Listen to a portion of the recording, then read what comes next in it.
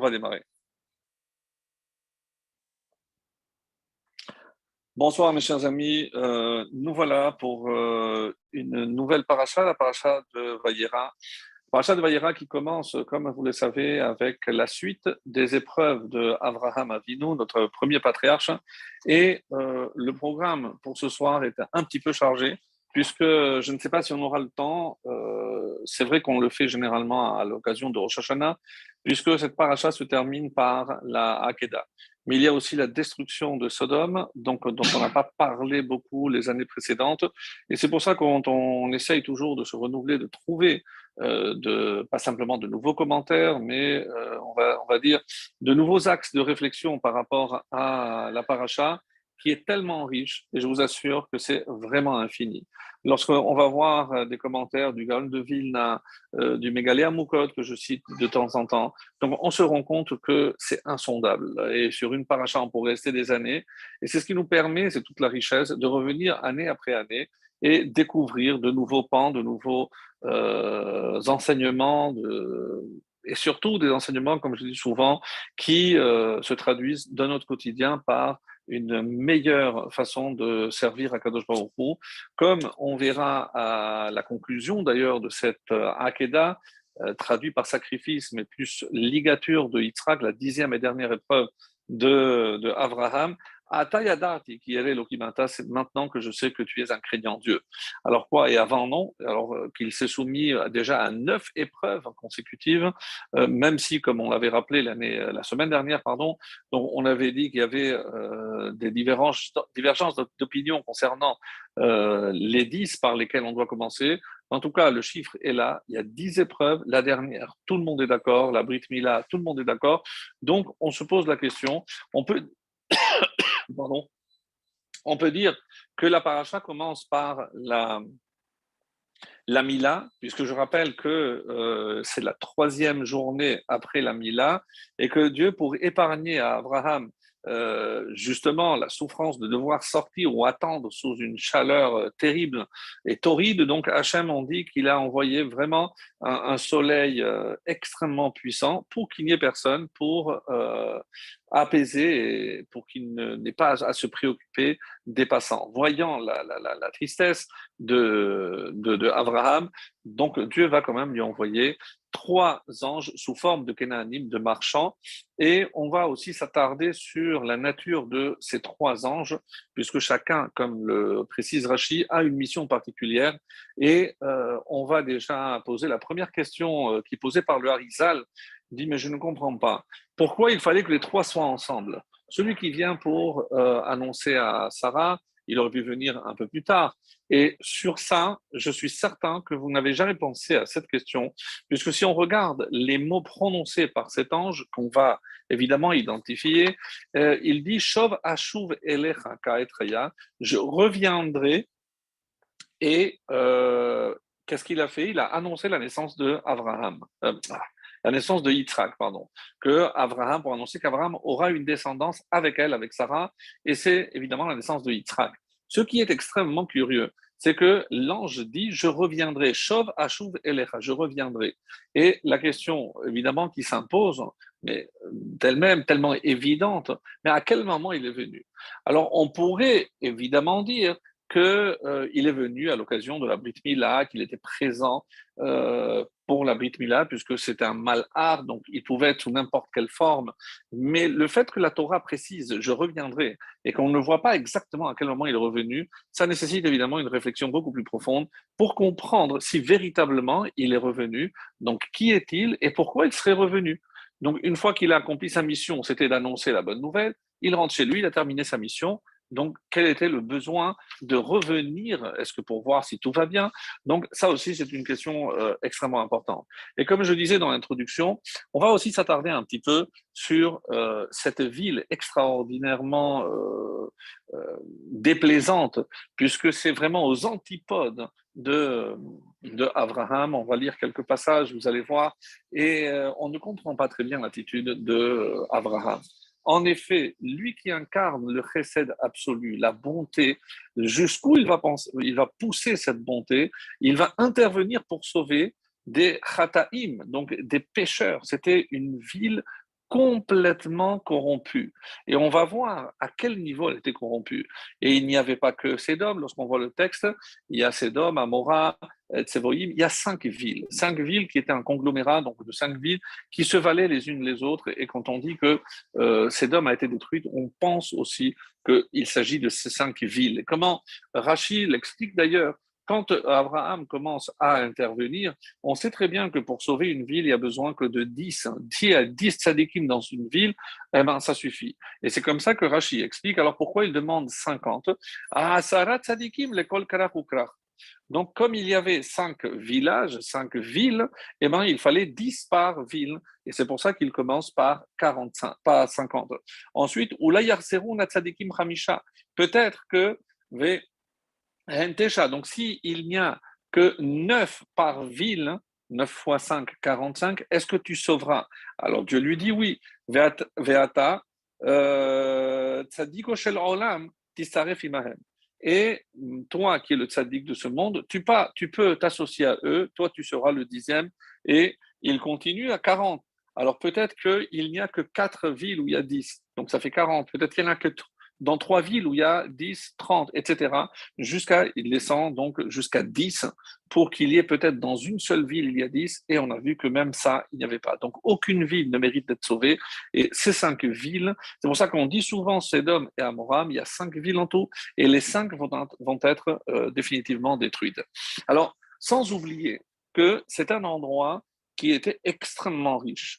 Donc, c'est vrai que lorsqu'on se promène aujourd'hui, on voit cette désolation, tout est désertique, la mer salée, la mer morte d'ailleurs, comme on dit en français, Yamhamela, donc il n'y a rien véritablement qui pousse. Et même si on a réussi à produire du sel à partir donc, et qu'il y a aussi, comme vous le savez, des eaux thermales, il y a des produits pour la peau et autres. Alors imaginez comment ça devait être avant que toute cette région ne soit définitivement détruite.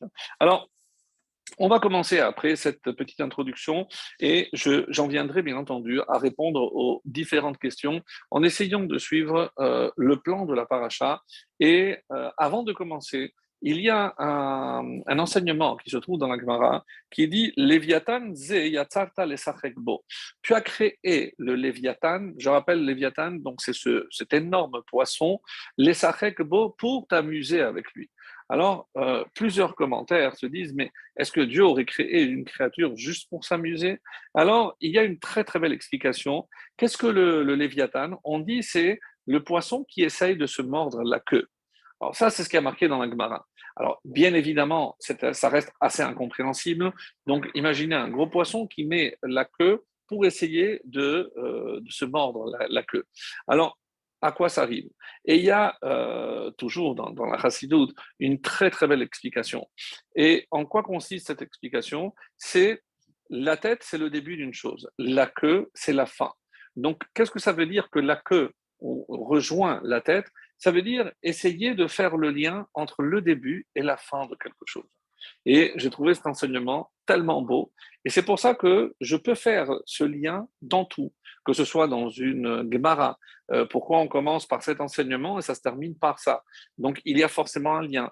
Comme le début de la Torah par Beth et la dernière lettre Israël, donc quand je rejoins, je trouve l'Amed et le Bet lève le cœur. Donc il y a toujours un lien entre le début d'une chose et la fin. Et il va de soi que je peux faire même ce lien dans une même paracha.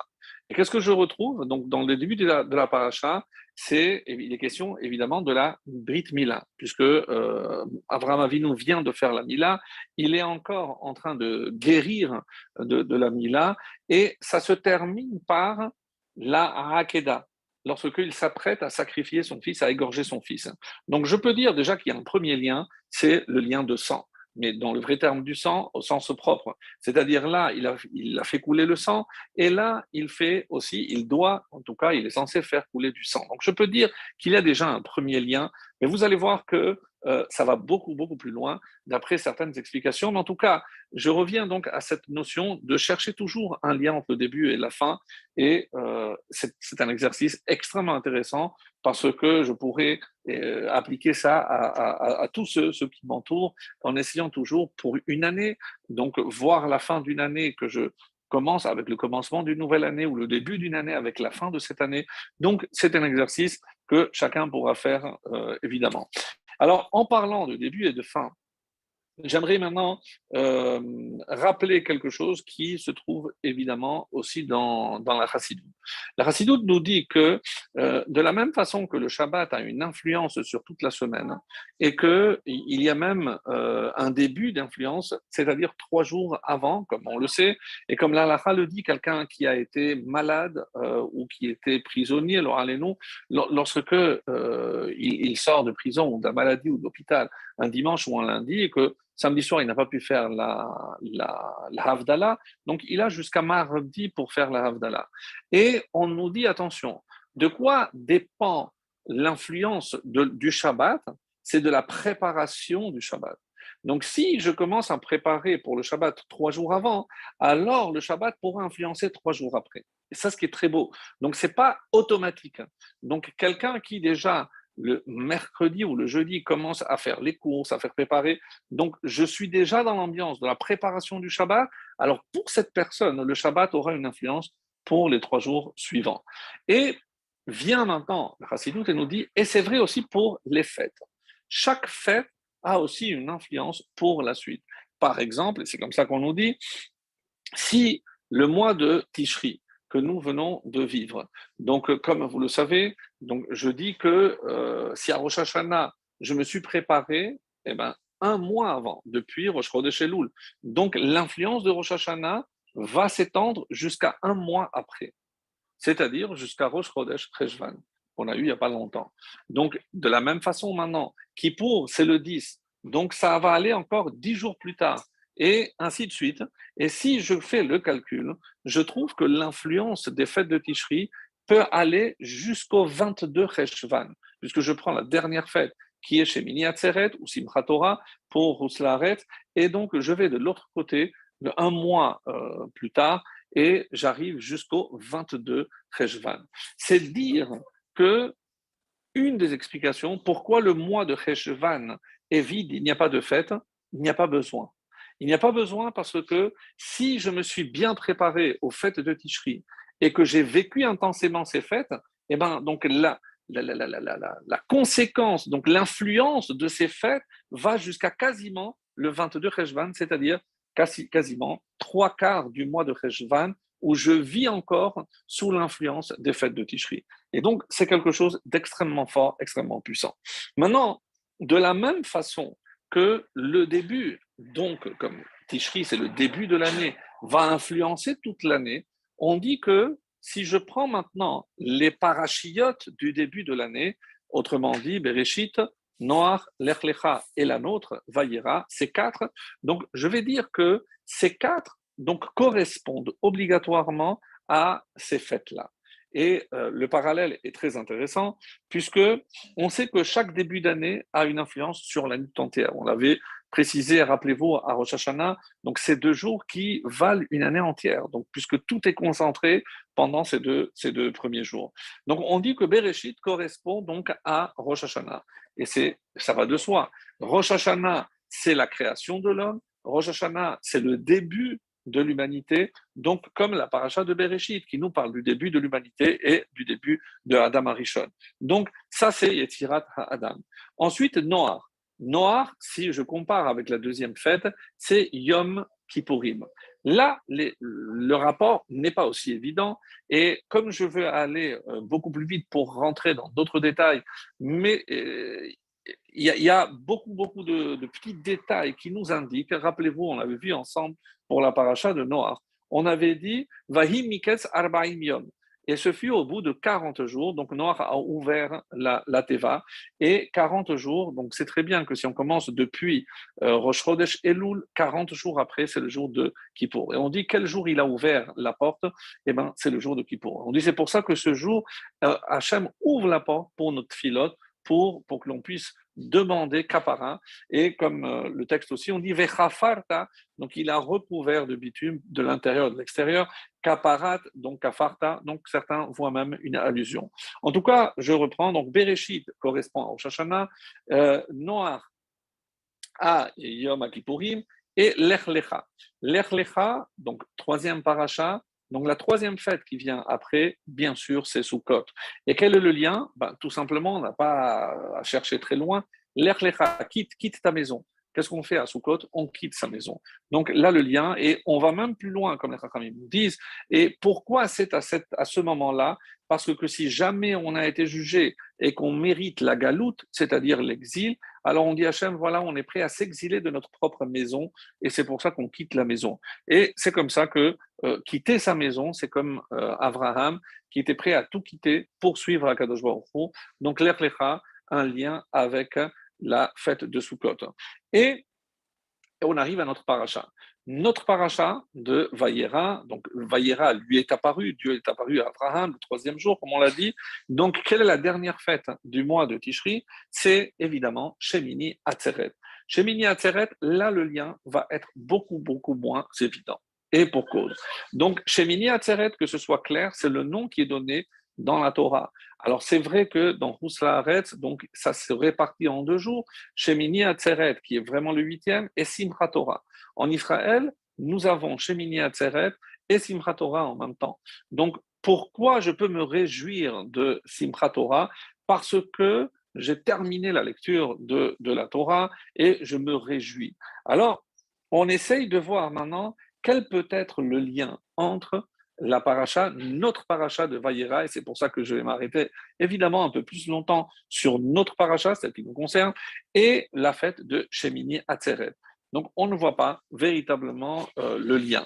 Alors, voilà ce que les Chachamim nous proposent. C'est au moment où Abraham, Moshe s'apprêtait à recevoir la Torah, on dit que les Malachim l'ont attaqué, ils ne voulaient pas lui donner. Qu'est-ce que Hachem a fait? Il a fait en sorte que Moshe ait le visage de Abraham Avinu.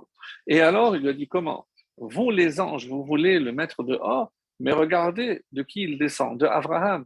Quand vous êtes descendu, ben, lui, il vous a reçu. Donc, Abraham vous a reçu.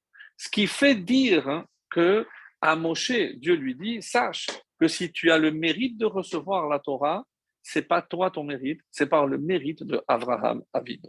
C'est dire que par ce zéro de Abraham, comme on va le voir dans cette paracha, parce qu'il était prêt à faire tous les sacrifices depuis la Brit Mila dans cette paracha jusqu'à la Hakeda, la 10e et dernière des épreuves. Donc c'est par ce mérite extraordinaire. Et comment on a commencé, rappelez-vous, par l'accueil, Arnasat Ochim. Il a accueilli les anges. Et maintenant qu'Abraham a accueilli les anges, donc les anges maintenant doivent rendre l'appareil et recevoir chez eux, dans le ciel, Moshe Rabbeinu, qui a le panim, cluster panim, c'est-à-dire le même visage que Abraham Avinu. Et c'est une allusion, donc d'ailleurs, dans le psaume de Shavuot, on dit la carta matanot ba Adam. Donc tu as reçu littéralement des cadeaux ba Adam. Et c'est qui Adam? On dit c'est Abraham Avinu. Pourquoi? Parce que le monde a été créé Behi Baream pour Abraham. Donc Abraham, dans son époque, c'est le seul qui avait le mérite d'être appelé à Adam, depuis évidemment la période post-déluge, post-diluvienne. Nous, aujourd'hui, comme vous le savez, et Rabbi Shimon Bar Yochai nous l'a dit, et je le répète assez souvent, Atem Keruim Adam. Donc, nous, descendants d'Abraham, Isaac et Jacob, nous aussi, on est appelés Adam. Donc, et ici, maintenant, il y a d'ailleurs dans un commentaire qui s'appelle Da'adzekenim mi Baale Atosfot. Donc les Baale Atosfot, donc ils sont connus pour leurs commentaires dans le Talmud, mais il y a parmi les Baale Atosfot Da'adzekenim. C'est l'opinion des sages, des anciens, et c'est un petit commentaire sur la paracha.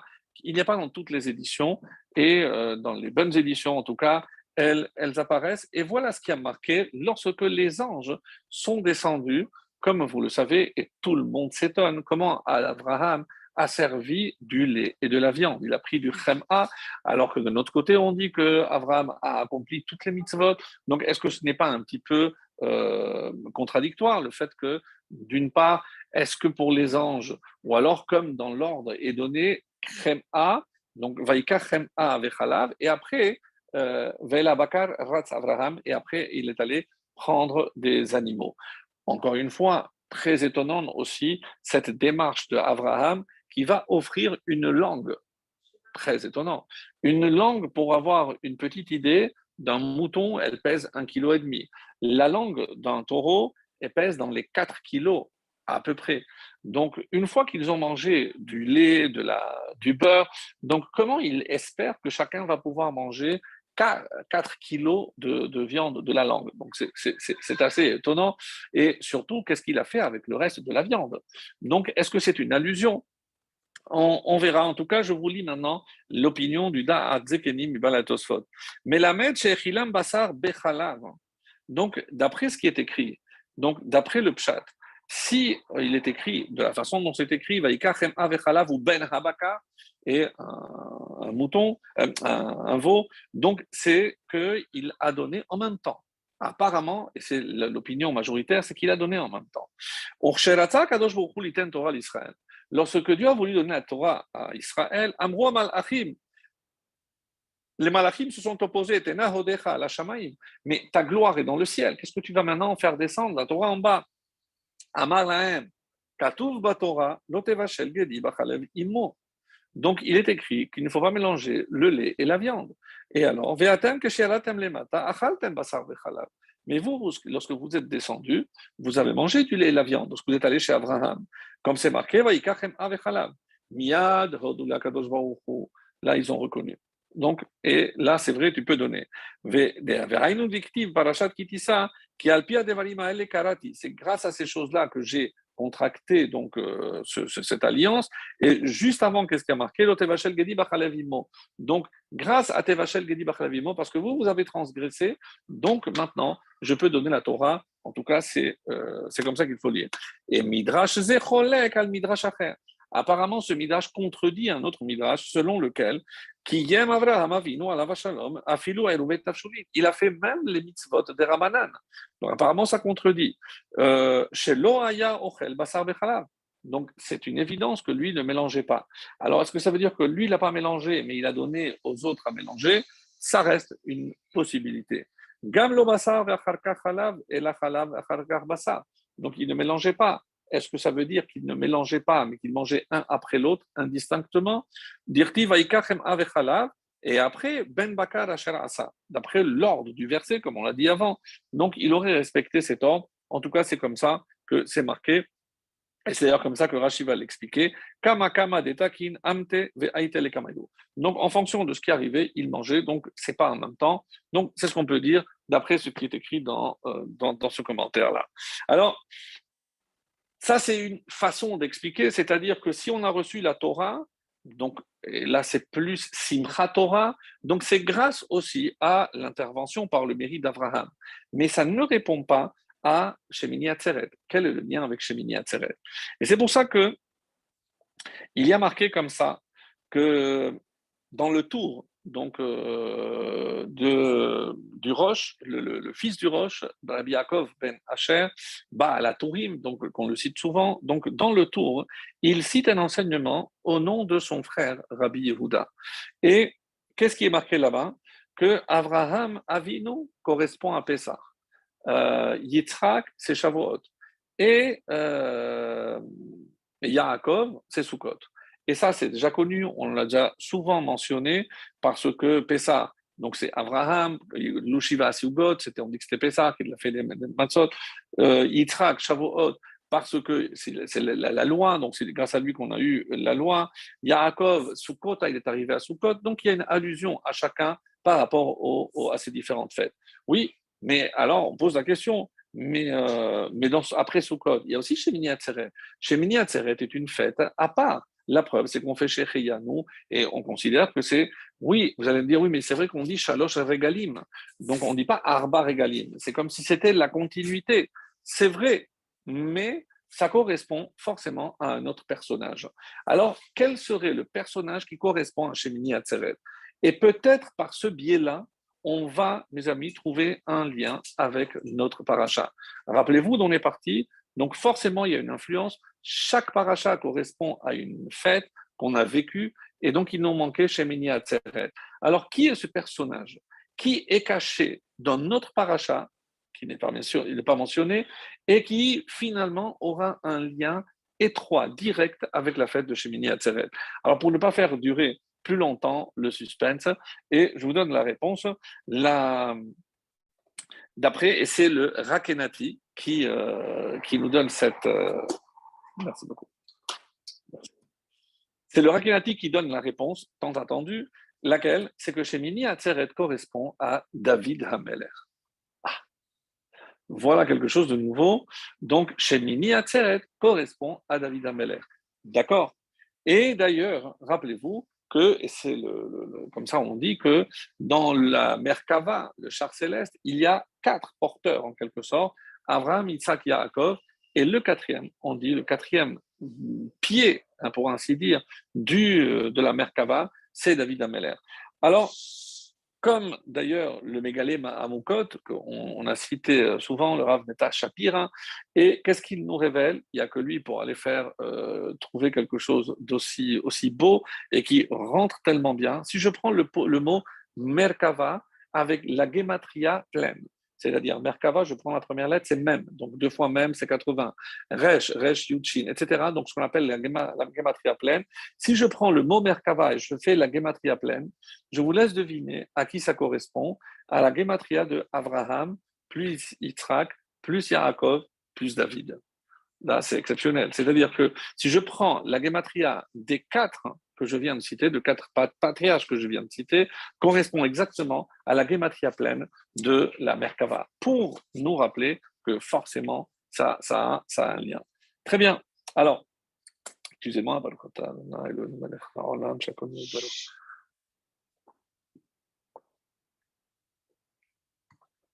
alors, pour l'instant, c'est très bien.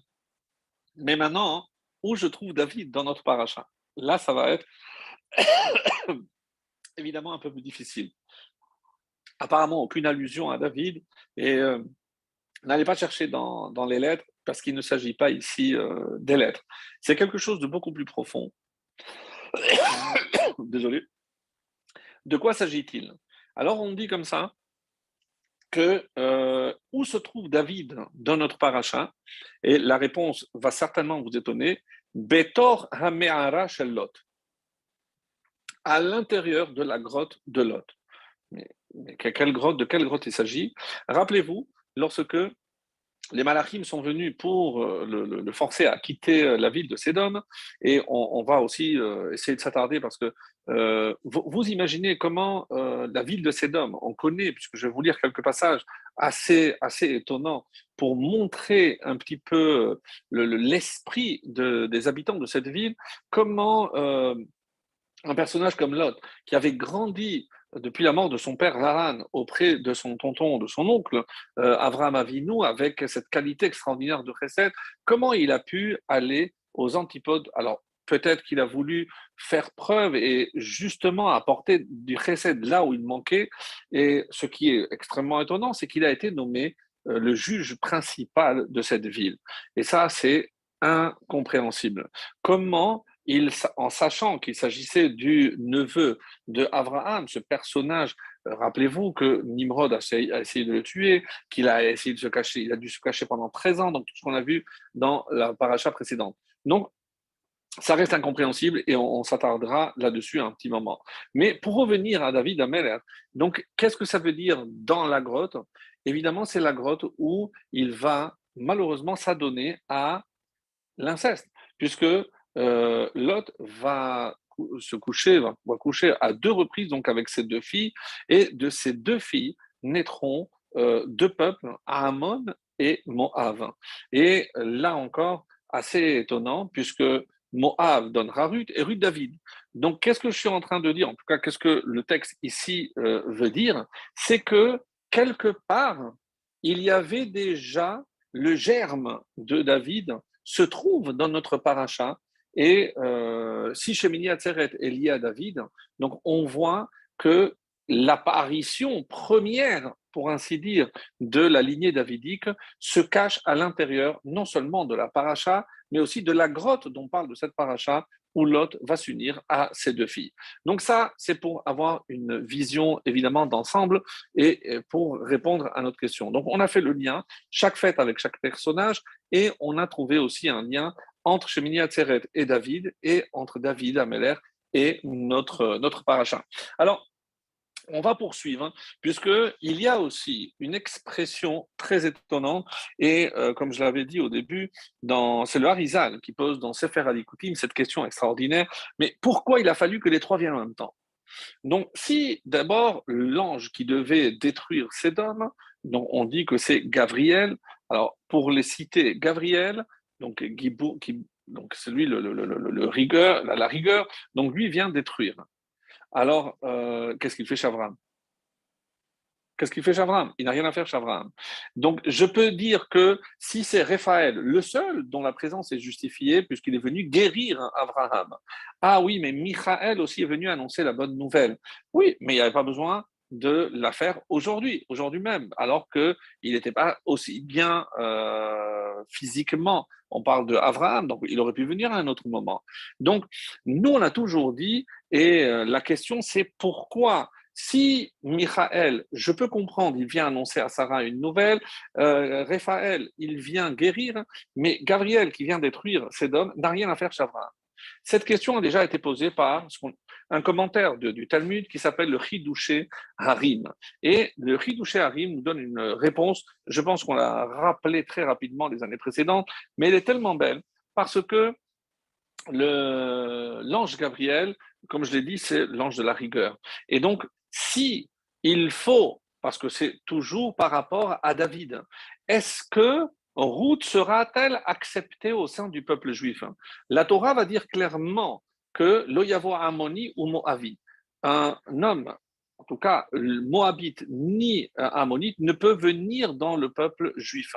Mais par exemple, lorsque la Torah dit l'Oyavo Mamzer, on n'a pas eu besoin de préciser le Yavo Mamzer ou Mamzeret. Il n'y a pas besoin de préciser aussi la femme. Une femme Mamzeret, elle a, au même titre que le Mamzer, ne peut se marier qu'entre eux. Alors ici, lorsque la Torah dit Ammoni ou Moavi, donc est-ce que ça inclut les femmes ou non? Et c'est là toute la question, comme on l'a vu déjà de nombreuses fois par le passé. Et est-ce qu'il a bien fait d'accepter Ruth? Est-ce que Ruth, c'est une femme moabite? Est-ce que dans l'interdiction de la Torah, les femmes sont incluses ou pas? Et c'est ce qui est répondu par le Chidouché Harim, une explication très très belle, qui nous dit c'est pour là qu'intervient Gabriel. Qu'est-ce que Gabriel vient faire ici? Il pose la question, où est ta femme? Donc, Michael, il y a deux qui posent, Vayomeru, donc il pose deux. Michael, il cherche Sarah pour lui annoncer la bonne nouvelle. Mais qui est le deuxième qui parle pour savoir où est sa femme? On nous dit que c'est justement Gabriel. Et qu'est-ce que Gabriel a à faire de savoir où est Sarah? Alors oui, c'est pour vanter aux yeux d'Abraham, regarde la femme vertueuse extraordinaire que tu as, parce que, comme on est en train de le voir d'ailleurs dans Michelet, dans le petit cours du matin, donc c'est tout Eshetraï, c'est l'éloge de Abraham Avinu à son épouse. Et Zamema Sade Vatikarehu. Donc elle a voulu un terrain, Vatikarehu, et lui il a pris. De quoi s'agit-il? On verra la semaine prochaine, certainement, dans Chaye Sarah. On dit que Sarah avait déjà vu mais Atamarpella, elle voulait ce terrain et elle voulait être enterrée là-bas. Donc, on voit, et c'est pour ça que vient dans la louange faite par Abraham, voilà, c'est elle qui a voulu être enterrée là, et c'est l'éloge que Abraham a prononcé pour son épouse Sarah. Alors, pardon, je termine le Chidouché Harim. Alors, la question est, quand quelqu'un arrive, qui sort en avant pour recevoir ses invités? Et est-ce que c'est l'homme ou la femme?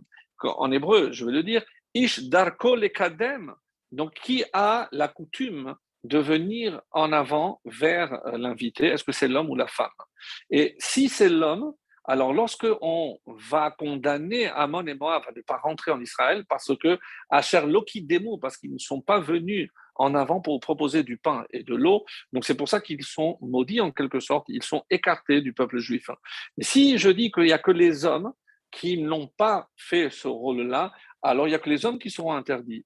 Et donc ici maintenant, Gabriel vient demander, est-ce que la femme, elle est sortie aussi? Où elle est? Et il a dit, non, elle est à l'intérieur. Elle n'est pas sortie pour les accueillir. Donc, maintenant que tu as justifié, autrement dit, regardez, si finalement Ruth est acceptée, c'est grâce à qui? C'est grâce au mérite d'Abraham et aussi de Sarah qui n'est pas sortie à ce moment-là. Parce que s'il était sorti, on aurait interdit les femmes et d'où serait venu David?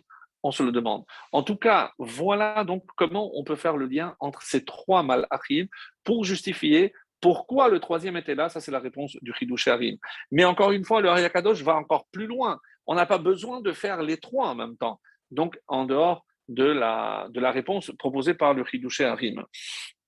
Et alors, on nous dit, et c'est comme ça que le Harizal répond, c'est que avant Abraham, on dit de quelle partie, donc c'est une réponse un peu profonde, on ne va peut-être pas détailler, on dit que les Neshamot qui venaient avant Abraham, elles venaient du monde du Tohu. C'est-à-dire, rappelez-vous, comme la Gemara a dit, qu'il y a 2 millénaires de Tohu, donc Tohu, c'est là où il n'y a pas de lien entre le ciel et la terre. C'est ça ce que ça veut dire, pour le dire de la manière la plus simple. C'est-à-dire, même si je faisais une mitzvah, et comprenant que même si Abraham faisait une mitzvah, donc il ne pouvait pas imprégner le monde de cette kedusha. Il n'y avait pas la notion de kedusha. Donc, il a fallu attendre Abraham. Mais Abraham, quand? Après les épreuves. Et c'est comme ça qu'on dit, quand est-ce qu'on commence à parler de Zera Abraham Avinu? C'est donc là, Zera Kodesh. Donc il y a une descendance de Kedusha. À quel moment? On dit c'est après la Brit Mila. C'est-à-dire qu'avec cette paracha de Vayera, on rentre dans une nouvelle ère. Donc une nouvelle ère parce que Abraham à partir de maintenant, apporté et transmis cette Kedusha dans la descendance qui est la sienne. Et c'est la première fois depuis la création, et c'est toute la nouveauté, et c'est ce que dit ici le Ari Akadosh. Mais maintenant, ça n'explique pas pourquoi il y a les trois anges. Donc, pour donner cette explication, je vous demande vraiment de vous concentrer quelques instants, parce que la réponse est extrêmement belle.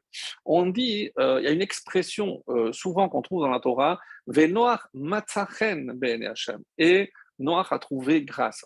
Alors, ce verbe, apparemment, n'a pas sa place ici. Qu'est-ce que ça veut dire trouver? En français comme en hébreu, Metia, c'est quelque chose d'inattendu. Je trouve quelque chose là où je ne pensais pas trouver. Alors, c'est ça ce qui provoque ce terme de Metia. C'est vraiment une trouvaille, pour ainsi dire.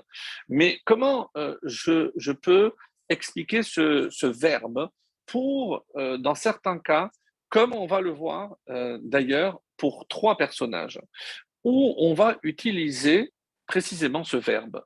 Alors, je n'ai pas noté toutes les références, mais vous pouvez les trouver. Pour Abraham, Umatzatat levavo ne'eman. Donc, tu as trouvé son cœur fidèle. Umatzata. Donc, en parlant d'Abraham, on a utilisé le verbe matzata, tu as trouvé.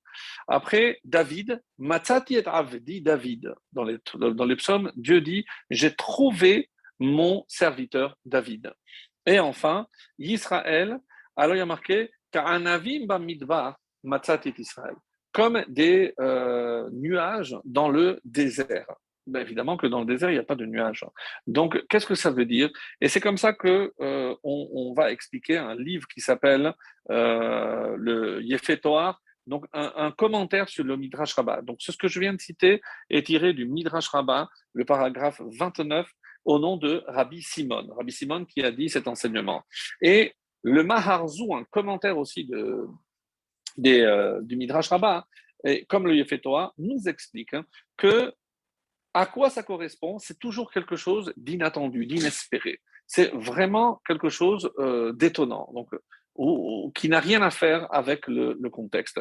Et par exemple, lorsqu'on parle de Abraham, pourquoi on parle ici? Regardez d'où vient Abraham. Donc, un père idolâtre qui vendait des idoles. Donc, vraiment, dans la Touma la plus profonde de son époque, comment je pouvais imaginer trouver une perle précieuse comme Abraham au sein même de la Touma? Donc, ça, c'est Umatzata. C'est comment, à l'intérieur, entouré de toute cette impureté, on a trouvé quelque chose d'aussi pur qu'Abraham. Pour d'Israël, c'est pareil. Pourquoi? Parce que Israël, on dit qu'en Égypte, ils avaient atteint 49 degrés d'impureté. Comment imaginer que au plus profond de cette impureté, Dieu allait permettre donc de sortir cette horde d'esclaves et les hisser au plus haut point que l'humanité a jamais connu au moment de Matan Torah. Donc, Umatzata Ka'anavim Bamidbar.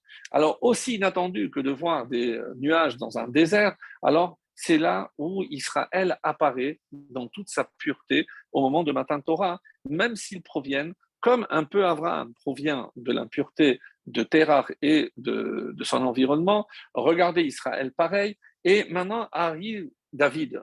Alors vous allez me dire, mais David, il a un père, Yishai, exceptionnel, etc. Non, on ne parle pas de David en tant que tel. On parle de David comme le père de la lignée davidique, d'où il vient. Et quand on regarde d'où il vient, eh ben justement, Bisdom. Donc, Lot est sorti de Sédom, l'endroit le plus impur qui existait, comme l'Égypte à son époque. Sédom, la différence, c'est que l'Égypte ne sera pas entièrement détruite, effacée de la carte, comme Sédom et les villes environnantes. En tout cas, de Sédom va jaillir ce germe à travers Lot et ses filles. Donc, c'est cette extraordinaire pureté, donc cette perle, donc qui est David Hameler. Alors, c'est pour ça qu'il est dit dans le chapitre 19, dans notre paracha, le verset 15, il est dit Kum kach et ishtecha ve'et shete benotecha hanimtsaot. Va, prends ta femme et tes deux filles, puisque le khatan ne voulait pas venir, les beaux-fils n'ont pas voulu, hanimtsaot, qui se trouvent. Donc, si j'avais dit prends tes deux filles, ça aurait suffi. Qu'est-ce que ça veut dire hanimtsaot? Comme l'expliquent les chachamim, et c'est rapporté entre autres par Rashi, qu'est-ce que ça veut dire tes deux filles hanimtsaot qui se trouvent? Nimtsaot, comme on a dit, matzah. Comment, d'une telle impureté de l'inceste, hein, on va trouver deux filles exceptionnelles. On ne parle pas des filles de Lot, mais deux descendantes. La première, évidemment, c'est Ruth, du peuple de Moab, et Naama, la femme de Shlomo Ameler, qui donnera le roi Rehavam, Jéroboam, qui montera sur le trône. Donc, la femme de Shlomo Ameler et celle qui va permettre la continuité de la lignée davidique. Alors, donc tout ça pour nous dire, maintenant, je peux comprendre pourquoi ces trois anges sont venus. C'est parce que il y a à l'intérieur de Abraham, il y a ces trois dimensions. La dimension de Abraham, la dimension de David et la dimension d'Israël. Et comment je le vois, et c'est ce que le Ari Akadosh explique de manière très belle. Donc, on sait très bien, comme le dit au début de la création, Veruach Elohim merachef et al penei hamayim. Veruach, et il y avait l'esprit. C'est de quel esprit on parle? Ruach shel Mashiach. Et ce Ruach, à travers qui va descendre le Ruach du Mashiach? À travers Lot. Quand? Dans la Méhara. Et c'est pour ça maintenant que ces trois anges descendent pour voir par le mérite de Abraham, tout ça va arriver. Alors, ils sont arrivés. Et comment on le voit? Donc, Abraham Avinu, on dit que c'est Raphaël. Donc, pourquoi? Parce qu'on a dit que c'est pour le guérir, mais c'est le premier ange. Michael, hein, qui c'est Michael? On dit celui qui va annoncer. Va annoncer quoi? La suite. Donc, la naissance de Yitzhak. Mais la naissance de Yitzhak, c'est qui? C'est l'apparition du peuple d'Israël. Donc, Israël, donc Michael vient pour garantir la continuité et l'existence du peuple d'Israël. Et le dernier des Malachim, donc c'est Gabriel, pour qui il vient? Pour Sédom. Mais qu'est-ce que ça veut dire qu'il vient pour Sédom? Il vient évidemment pour David. Donc, et c'est comme ça que le Harizal explique pourquoi les trois anges viennent en même temps, parce que dans ce début de paracha se joue l'avenir du Mashiach et du peuple juif. Et c'est ça qui est extraordinaire. À la lumière des explications que nous venons de donner par rapport au Raya Kadosh, c'est ce qu'on a expliqué dans le Midrash. Donc, qu'est-ce qui transparaît à travers cela? C'est pas simplement un ange qui vient pour guérir. Non, mais pourquoi on le guérit? Parce qu'il y a la suite, à savoir Yitzhak. Et par Yitzhak arrivera Israël. Et par l'autre, évidemment, il y aura aussi le roi David. Donc, ces trois événements se trouvent en même temps, et c'est comme ça que le Rizal explique pourquoi ces trois anges sont venus en même temps, parce qu'on a ici les trois directions, les trois échelons indispensables à justement à l'existence du peuple juif et aussi de la lignée davidique. Alors, on revient maintenant quelques instants sur Sédom. Parce que si on a parlé de Sédom avant l'apparition de David, donc qu'est-ce que Lot fait là? Sincèrement. Donc, vous savez combien de temps il est resté à la tête du Bet Din, puisqu'il était à la porte, comme ça c'est rapporté, et chaque fois qu'il est question de porte, généralement, c'est un tribunal. Et ils l'ont nommé le chef du tribunal. Attendez, mais il y a quelque chose qui ne colle pas. Pourquoi? Parce qu'il y a forcément des étapes. Il n'est pas nommé à la tête du tribunal alors qu'on ne le connaît même pas, on n'a pas vu, il n'a pas assez d'expérience. Comment expliquer cela? Alors, j'ai trouvé cette explication vraiment merveilleuse, surtout qu'elle répond à beaucoup d'interrogations concernant ce qui se passe à Sédom. Alors, n'oublions pas que Sédom a une très, très, très mauvaise réputation et une très mauvaise image. Vous allez dire, oui, on n'est pas à l'époque ni d'Instagram, ni de Facebook, tout ce que vous voulez, mais tellement que le Midrash rapporte des exemples, les gens qui sortaient de Sédom n'avaient pas le courage de dire ah, je viens de Sédom, parce que c'était une ville bannie, pas peut-être maudite, pas peut-être hantée, mais elle était honnie, puisque tout le monde savait que qu'est-ce qui attendait là-bas les étrangers. Et c'est dans le traité de Sanhedrin qu'il y a cette histoire. Ils avaient un lit, Haïta le Anche Sedom Mita. Donc, il y avait une mita, un lit. Chez Ayum Alinim Alehem Orchim, lorsqu'il y avait quelqu'un d'étranger qui arrivait dans la ville, alors il fallait qu'il se couche sur ce lit. Et alors, Kaacher Aya Oreach Aroch Me'amita, s'il dépassait le lit, qu'est-ce qu'on faisait? Mekatseri Moto, on lui coupait les jambes. Il sortait sur une chaise roulante, s'il y en avait. Vekeshaya Aroch Me'amita, Motchim Oto Ad Shevarav Miparekim. Et s'il n'arrivait pas à la fin du lit, on le tirait jusqu'à que ses os se déboîtaient et il ne pouvait pas marcher non plus. Donc c'est pour décourager définitivement tout étranger de venir. Maintenant, qu'est-ce qui se passait s'il y avait un pauvre? On savait, et vous allez voir à travers ce que Yecheskel nous dit, comment il décrit la ville de Sédom, pour comprendre pourquoi un pauvre serait attiré par cette ville. En tout cas, qu'est-ce qu'on faisait? Non, il faisait la tzedaka. Chacun donnait une pièce à ce pauvre. Katuv alav shem hanoten. Et sur la pièce, chacun faisait imprimer, en quelque sorte, des pièces à leur nom. Donc, on lui donnait. Ve lechem lo hayu mochrim lo. Mais le problème, c'est que quand il allait dans le magasin avec ces pièces-là, on ne lui vendait rien. Il ne pouvait pas manger. Au final, qu'est-ce qui se passait? Il mourait de faim. Et une fois qu'il mourait de faim, chacun venait ramasser, puisque les pièces avaient le nom de chacun, donc chacun récupérait sa pièce. Imaginez. Et chacun revenait récupérer sa pièce. Un jour, il y avait un pauvre, et il le voyait jour après jour. Et il était toujours en vie. Il ne mourait pas de faim. Ils se sont dit là, c'est pas normal que cet homme ne meure pas. Et ils ont suivi une jeune fille. Et qu'est-ce qu'ils ont découvert? Lorsque la jeune fille allait près du puits pour ramasser de l'eau, elle posait sa cruche, mais dans la cruche, elle avait gardé caché du pain. Donc le pauvre le savait, il venait prendre le pain qui était caché. Après, elle remplissait d'eau et elle rentrait chez elle. Sauf qu'elle s'est fait attraper. L'ish of Maïm. Yidgala davar libne Sedom. Donc la chose a été découverte par les habitants de Sedom quand ils ont vu qu'ils ne mouraient pas de faim. Alors, marhu ota bidvash. Qu'est-ce qui est dit? Ils l'ont entièrement enduite de miel. Ils l'ont placée sur le haut de la muraille et au Bawadvorim, ça a attiré évidemment toutes sortes d'insectes, les dévorim, les, euh, les, les abeilles, Ve'aksu ota la mavet. Et, et c'est comme ça qu'elle est morte. Donc, imaginez toutes les piqûres qu'elle a reçues jusqu'à qu'elle soit morte. Et c'est pour ça que dans le langage de la paracha, au début, on dit Vayomer Hashem za'akat sedom ba'amora ki rabba. Et donc, le cri est grand, Vechatatam, et leur faute. Mais par la suite, on dit Haketza'akata. comme son cri au féminin, son cri à elle. Et à quoi ça fait allusion? À cette jeune fille. Qui était cette jeune fille? D'après le Midrash, c'était la fille, ni plus ni moins, que de Lot. Donc c'est la fille de Lot qui a subi ce sort. Expliquez-moi, mes amis, comment vous imaginez que Lot a accepté ce poste? Comment, en voyant comment il se comportait, en sachant l'existence de ce lit, il lui restait un peu de conscience. Donc, impossible d'imaginer. Alors oui, qu'est-ce qu'il a fait lorsqu'il a été nommé? Qu'est-ce qu'il faisait Lot? Il était en train d'écrire toute une charte de loi concernant cette ville. Il voulait faire évidemment des réformes.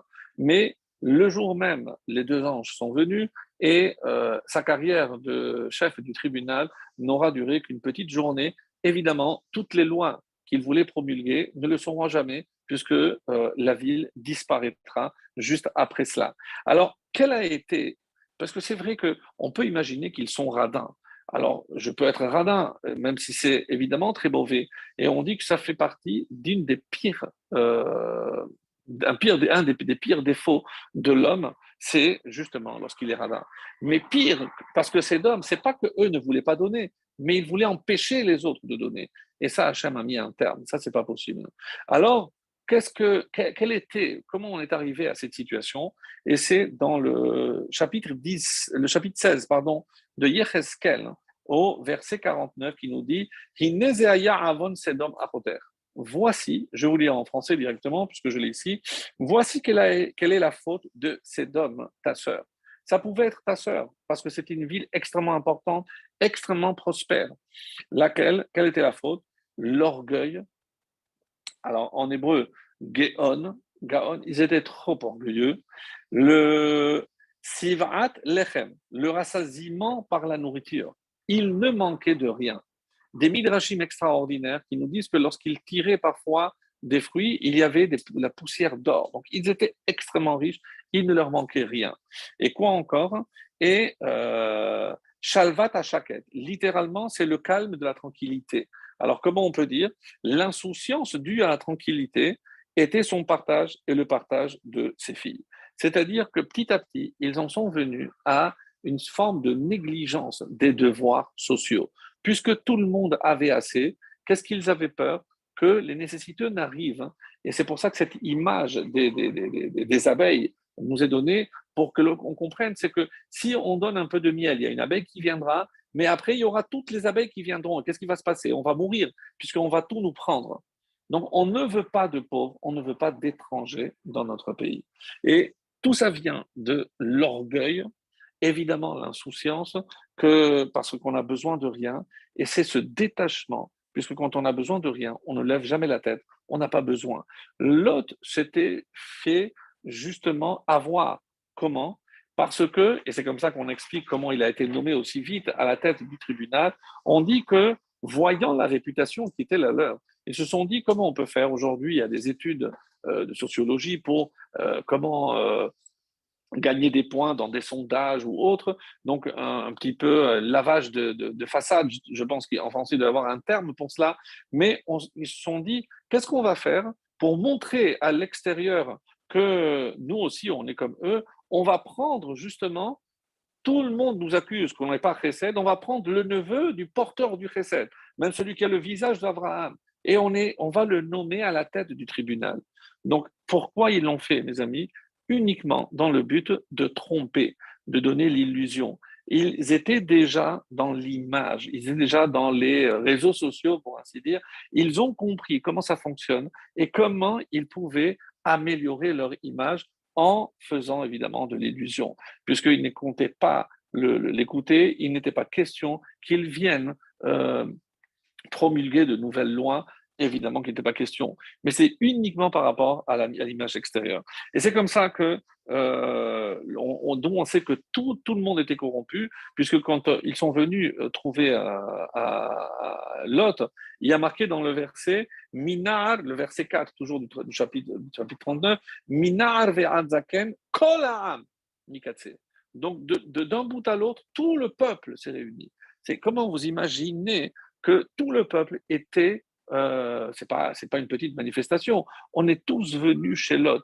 Lot a voulu évidemment prendre la défense, il va sortir, il va proposer même ses filles, jusqu'où il est allé. On dit que l'une des raisons, comment tu imagines que tes filles, c'est toi qui vas aller avec tes filles, alors que tu as considéré d'une manière tellement méprisante. C'est des filles qui auraient dû être évidemment des filles de bien, puisque c'est tes propres filles, comment tu les donnes comme ça? Alors, et on vient, et le Balatourim nous dit, Od mi lecha po, comme ça c'est marqué, les anges disent maintenant il faut partir. Qui tu as encore ici? Chatan ou banecha ou bnotecha. Et on ne comprend pas. Pourquoi? Parce que Khatan, pourquoi il y avait un seul gendre? S'il y avait deux filles, on peut imaginer qu'il y avait deux gendres. Ou alors on nous dit qu'elles n'étaient pas mariées. Alors pourquoi ce mot Khatan? Et Khatan, la valeur numérique du mot Khatan, c'est 85. Et d'après le Balatourim, pardon. Non, Odmi lecha po. Po, qui c'est qui est là? Le Khatan. Qui est ce Khatan? Po 85, c'est la même valeur numérique que celui qui sera le Khatan, précisément celui qui engendrera la lignée davidique. Qui est-il? Boaz. Donc, dans ce verset, il y a une allusion à Boaz, dont la valeur numérique vaut 85, comme le mot Po. Et c'est le Balatourim, vous verrez en détail si vous le désirez. Et il va aller plus loin. Parce que qu'est-ce qu'ils ont fait? Vehadelet sagar acharav. Et la porte, il a fermé derrière lui. Vient je crois que c'est le Tourim aussi qui nous dit, si je prends les dernières lettres de ces trois mots, Vehadelet sagar acharav, il y a le Tav de Delet, Resh de Sagar et Vav de Acharav. Donc si je le mets dans le bon ordre, Resh, Vav et Tav, c'est Ruth. Donc dans ce passage, alors que se joue le sort de David, de Ruth et de Boaz. Donc les deux qui donneront la naissance à David. Alors ça, mes amis, si vous vous rappelez le début du cours déjà, donc comment on voit dans notre paracha une allusion à David, mais on voit ici ses ancêtres, Ruth et Boaz. Donc encore un exemple, même si on a, on a fait un tour assez complet, mais tout ceci pour nous montrer à quel point, donc dans cette paracha, tout converge vers le Mashiach, en tout cas vers la naissance de David. Et il me reste deux ou trois petits points très importants.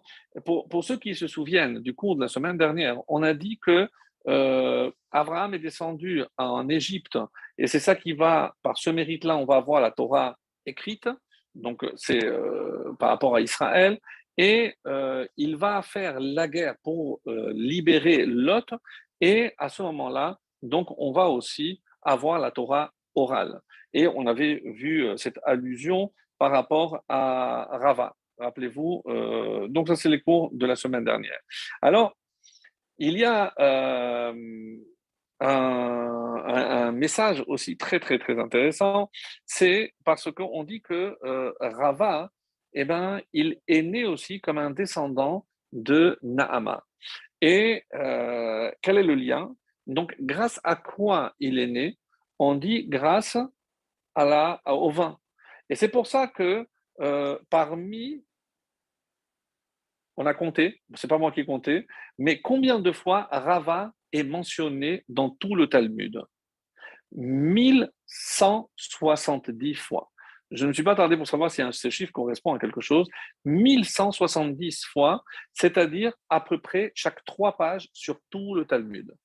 Donc, et c'est un Amora, c'est de la génération donc, qui vient de la Gemara, c'est pas un Tana, donc il n'a pas l'importance d'un Tana. Et pourtant, on nous dit, un enseignement que vous connaissez bien, à Purim, Chayav inish lebasume bepuria ad deloyada. Donc un homme a l'obligation de se saouler, de boire, jusqu'à qu'il ne sache pas. Et alors, on pose la question, c'est un ouvrage, un commentaire sur la Gemara qui nous donne un commentaire extraordinaire. Pourquoi on dit Ad Eloyada et pourquoi c'est lui? Quoi, Chayav Inish. Donc, il vient donner une obligation. Mais avant lui, il y avait des sages, c'est les Tanaïm, l'époque de la Mishnah. Personne n'a dit cet enseignement. Pourquoi il a fallu attendre Rava pour nous donner cet enseignement? Et on nous révèle quelque chose de très beau. Ad Eloyada, jusqu'à qu'il ne sache pas. Où est-ce que je trouve cette expression loyada? C'est loyada beshurva uvkuma. Lot ne s'est pas rendu compte au moment où il s'est couché, où il s'est levé, avec ses deux filles. Donc, Qu'est-ce qu'il a voulu faire Rava? Et on voit que souvent, dans toutes les mentions qu'il fait, il est souvent question du vin, par rapport à Shabbat, par rapport à plein de détails sur lesquels je ne m'arrête pas, mais en tout cas, c'est comme ça que c'est rapporté, que Rava a accordé une importance extrême au vin, comme l'exemple de Purim vient nous le montrer. Et pourquoi? Parce qu'il a voulu purifier. Il sait que lui est venu au monde à cause du vin, mais un peu dans l'impureté, puisque c'est un inceste. Donc, il va tout faire pour mettre le vin en l'honneur et au contraire pour purifier justement l'utilisation du vin. Et c'est comme ça donc que on vient nous dire que on a remonté l'ascendance de Rava et on a dit qu'il descend de Nahama.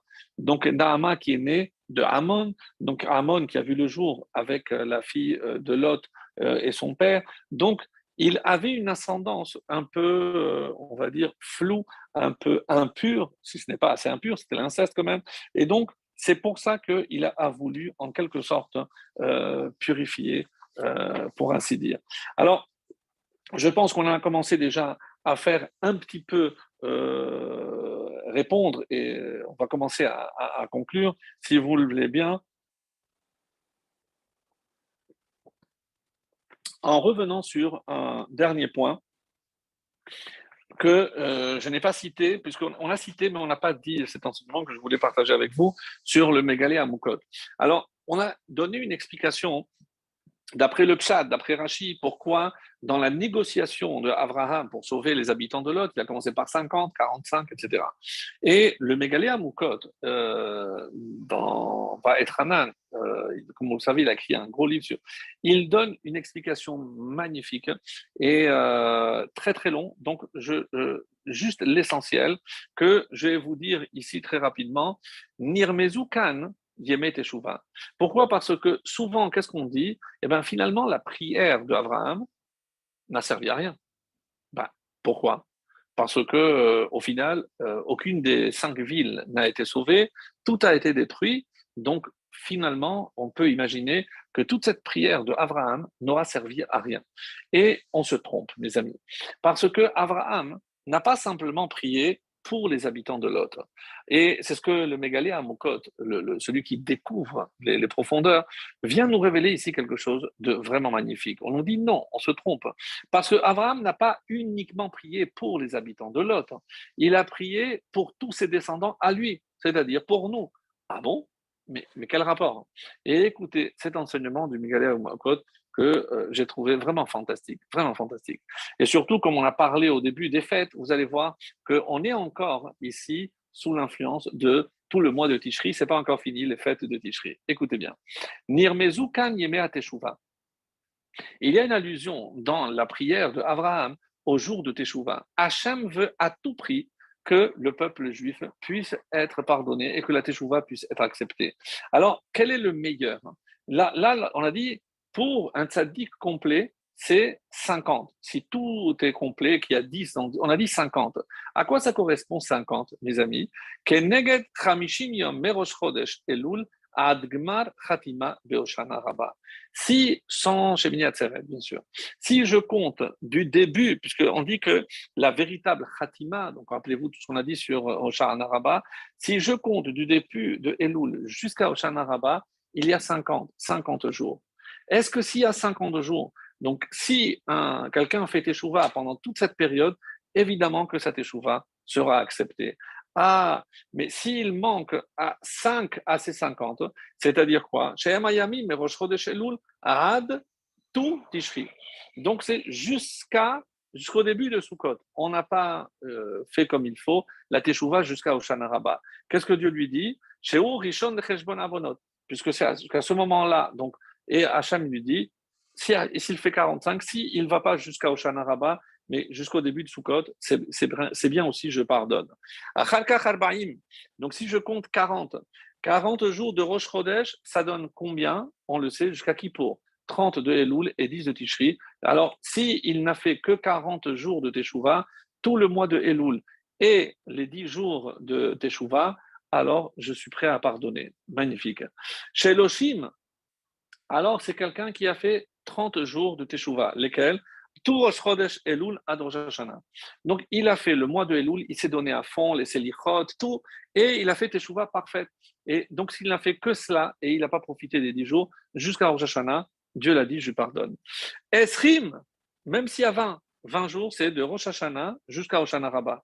Quelqu'un qui ne peut pas faire les Selichot, il n'a pas fait le mois de Elul. Il a fait de Rosh Hashanah jusqu'à Rosh Hashanah Rabbah, il a fait ce qu'il fallait, Dieu lui dit, je pardonne.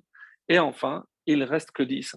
Quels sont les 10 où Dieu est prêt à pardonner? Aseret Yemei Teshuvah. Donc, s'il a fait ces 10 jours de Teshuvah, donc je suis prêt à pardonner. Et mes amis, pour qui il priait Abraham? Pour nous. C'est-à-dire que toute cette prière de Abraham, évidemment, le plus grand tzaddik, c'est celui qui va faire tout le mois de Elul et jusqu'à Hoshana Rabbah. Mais même pour ceux qui vont faire moins, eh ben, Hachem sera prêt à pardonner. Donc, ça, c'est la prière d'Abraham. Et c'est comme ça qu'il faut comprendre que la prière d'Abraham, aucune prière d'ailleurs, mes amis, aucune prière n'est vaine, même si on n'a pas l'impression que Hachem entend. La preuve, c'est que nous, on se dit, ben, il a prié pour rien. Pourquoi? Parce que la ville a été détruite. Il n'y avait pas, donc le seul qui a pu être sauvé, c'est un homme, Lot et ses 2 filles. Même sa femme trouvera la mort. On ne va pas s'attarder. Et je voulais, en guise de conclusion, venir à un autre enseignement aussi très très beau, qui nous permettra un petit peu de conclure. Alors, c'est vrai que on n'a peut-être pas trop le temps de parler de la Hakeda. C'est vrai qu'on en a parlé beaucoup, mais il y a certains éléments assez intéressants de la Hakeda, et surtout qu'on a dit qu'il y avait donc un lien entre le début et la fin. Alors, quel est le début? Le début et la fin, c'est une transformation chez Abraham. Et vous allez comprendre que Abraham va devoir subir un changement radical. À quel niveau? Lorsque il y a ce dialogue dans la Hakeda, lorsque le père, le fils demande: Avis, mon papa, où tu as tu as oublié la loi. Alors, et le père lui dit: non, bénis mon fils. On a l'impression que c'est un dialogue entre un papa et un petit-fils, son fils de 7 ans. Donc, on ne comprend pas très bien le langage qui a lieu ici. Et c'est pour ça que on va voir que même lorsque l'ange lui dit, il y a un ange malach min hashamayim, un ange qui est apparu du ciel. Mais pourquoi les anges, ils sont où? Pourquoi on précise que c'est du ciel? Et de qui est cet ange?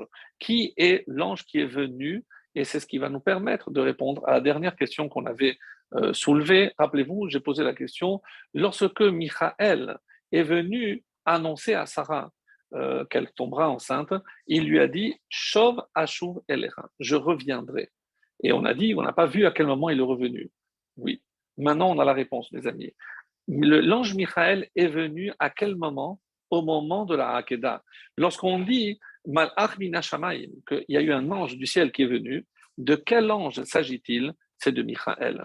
Et il y a une discussion entre l'ange Michaël et le Satan. Le Satan qui voulait qu'il laisse. Pourquoi? Parce qu'il savait qu'en laissant tuer Yitzhak, eh bien, c'était la destruction du peuple juif. Et Michaël, qui avait tout fait pour la naissance de ce fils, eh bien, il est venu garantir contre le Satan par rapport à l'existence et pour sauver. Et qu'est-ce qu'il va faire? On dit qu'il va venir avec un haïl. Et Vehine haïl, on dit, c'est la gematria de Vehine haïl, on dit que c'est Michaël. Donc, une allusion que c'est Michaël qui, lui, va faire apparaître ce haïl pour remplacer Yitzhak. Et c'est comme ça donc que Yitzhak va être sauvé. Mais encore une fois, on ne comprend pas, pour revenir à ce dialogue et pour répondre à cette dernière question qu'on avait posée, à Atayada, et maintenant je sais que tu es craignant Dieu. Donc, et les 9 premières épreuves ne servent à rien.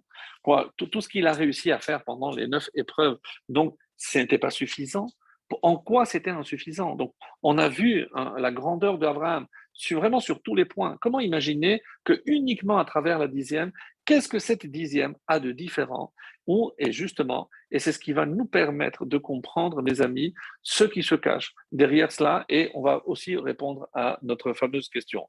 Alors, c'est le Zohar qui pose la question. Quand on dit que Hachem Nissa est Abraham, il a éprouvé Abraham et pas Yitzhak.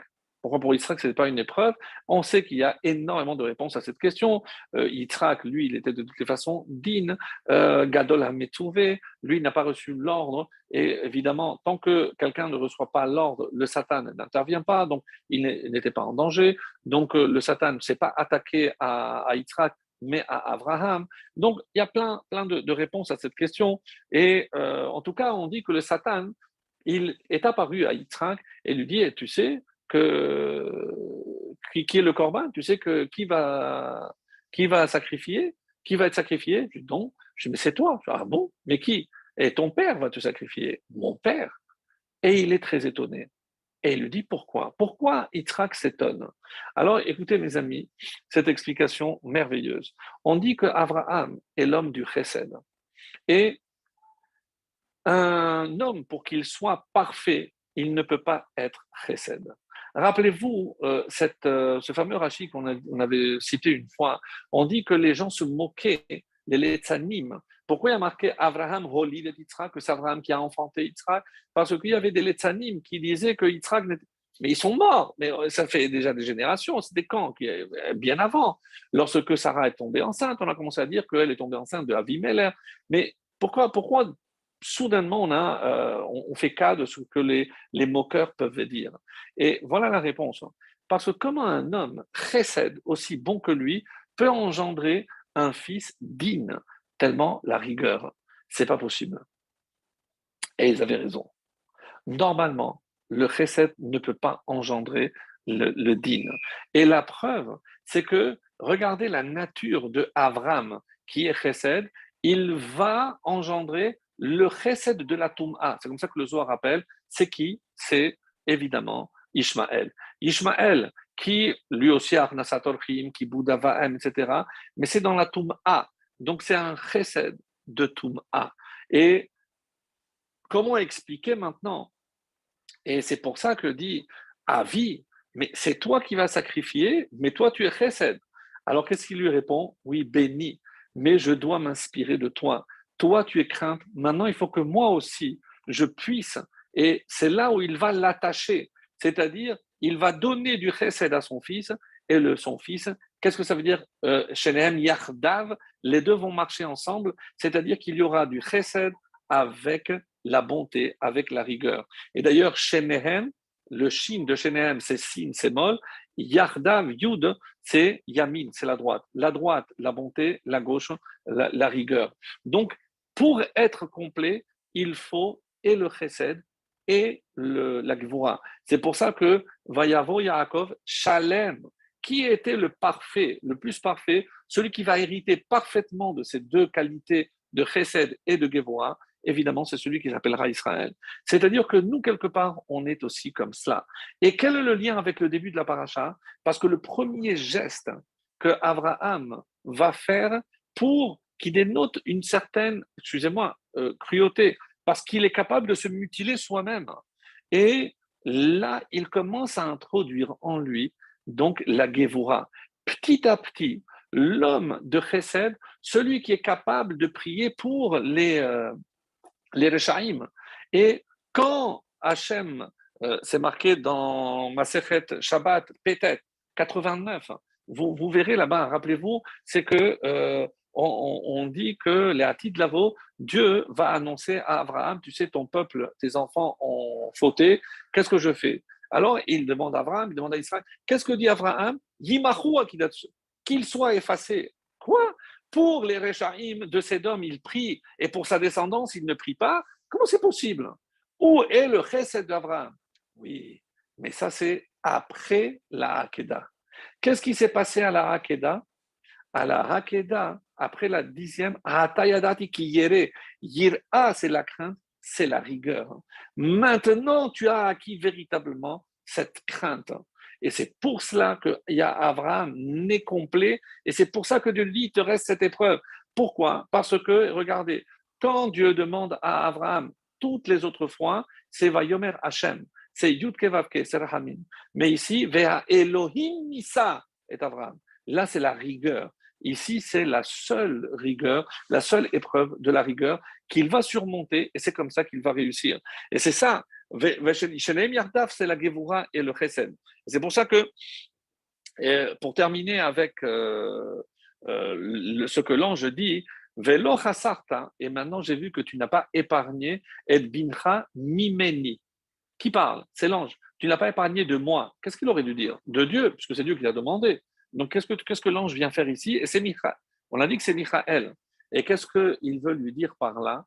Mais chaque fois qu'un homme accomplit une mitzvah, un ordre, il crée un ange.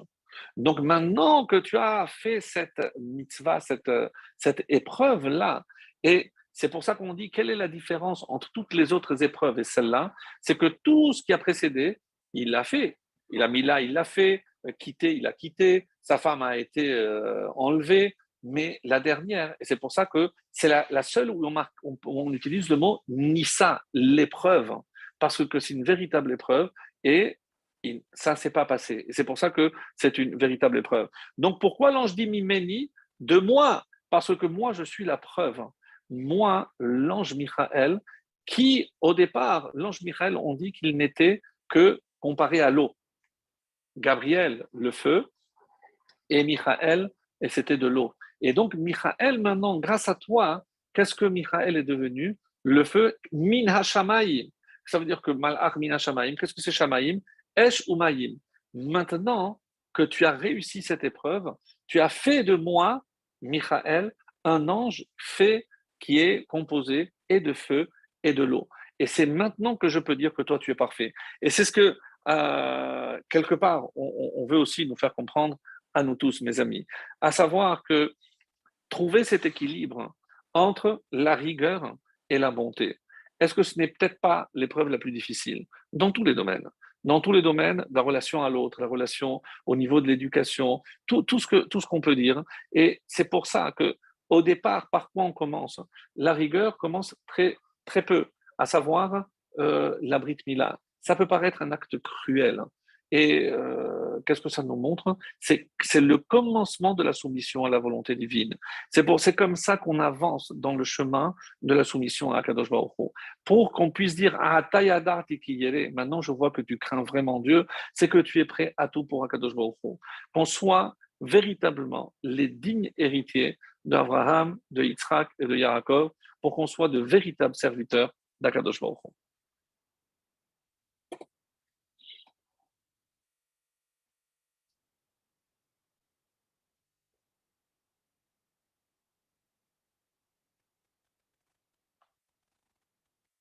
Alors, est-ce que Nathan nous entend?